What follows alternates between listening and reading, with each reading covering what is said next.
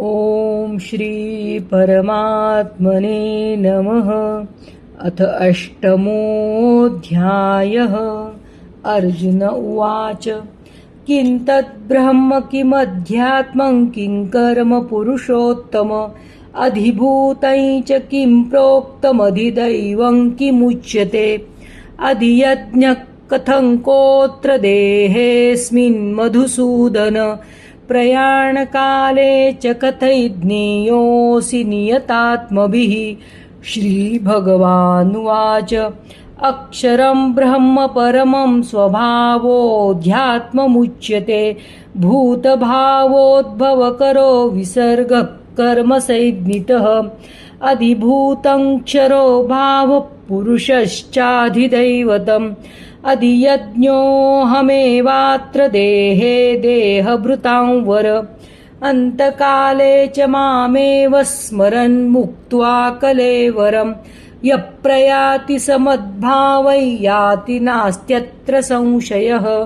यं यं वापि स्मरन् भावं त्यजत्यन्ते कलेवरं तन्तमेवैति कौन्तेय सदा तद्भावभावितः तस्मात् सर्वेषु कालेषु मामनुस्मरयुध्य च मय्यर्पितमनो बुद्धिर्मामे वैश्यस्य संशयम् अभ्यासयोगयुक्तेन चेतसा नान्यगामिना परमं पुरुषं दिव्यं याति पार्थानुचिन्तयन्। कविं पुराणमनुशासितारमणोरणीयां समनुस्मरेद्यः सर्वस्य धातारमचिन्त्य रूपमादित्यवर्णं तमसः परस्तात् प्रयाणकाले मनसाचलेन भक्त्या युक्तो योगबलेन चैव भ्रुवोर्मध्ये प्राणमावेश्य सम्यक् सतं परं पुरुषमुपैति दिव्यम् यदक्षरं वेदविदो वदन्ति विशन्ति यद्यतयो वीतरागाः यदिच्छन्तो ब्रह्मचर्यं चरन्ति तत्ते पदं संग्रहेण प्रवक्ष्ये सर्वद्वाराणि संयम्य मनोहृदि निरुध्य च मूर्ध्याधायात्मनः प्राणमास्थितो योगधारणाम् ओमित्येकाक्षरं ब्रह्म व्याहरन् मामनुस्मरन् यः प्रयाति त्यजन् देहं स याति परमां गतिम् अनन्यचेताः सततं यो मां स्मरति नित्यशः तस्याहं सुलभः पार्थ नित्ययुक्तस्य योगिनः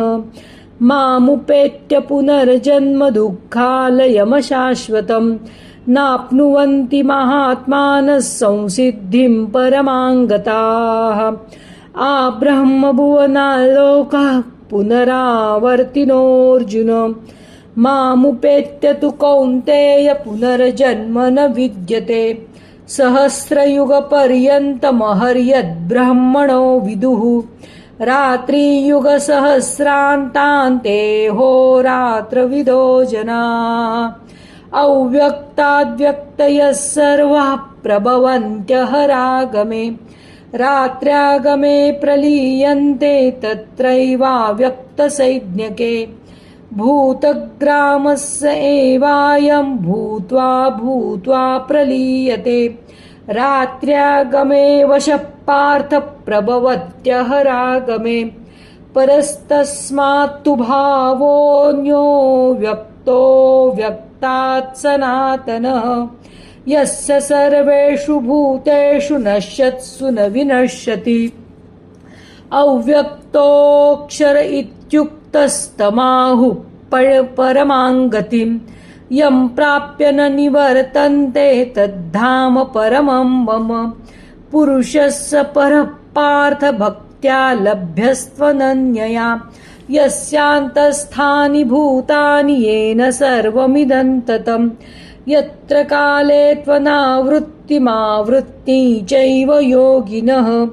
प्रयाता यान्ति तं कालं वक्ष्यामि भरतर्षभ अग्निर्ज्योतिरः शुक्लः षण्मासा उत्तरायणम् तत्र प्रयाता गच्छन्ति ब्रह्मविदो जनाः धूमो रात्रिस्तथा कृष्णषण्मासा दक्षिणायनं तत्र चान्द्रमसै ज्योतिर्योगी प्राप्य निवर्तते शुक्लकृष्णे गति ह्येते जगतः शाश्वते मते एकया यात्यनावृत्तिमन्यया वर्तते पुनः नैते श्रुति पार्थ जानन् योगी मुह्यति कश्चन तस्मात् सर्वेषु कालेषु योगयुक्तो भवार्जुन वेदेषु यज्ञेषु तपस्सु चैव दानेषु यत्पुण्यफलं प्रदिष्टम् अत्येति तत्सर्वमिदं विदित्वा योगी परं स्थानमुपैति चाद्यम् ॐ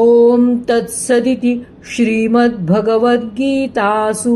उपनिषत्सु ब्रह्मविद्यायां योगशास्त्रे श्रीकृष्णार्जुनसंवादे अक्षरब्रह्मयोगो नाम 8मोऽध्यायः।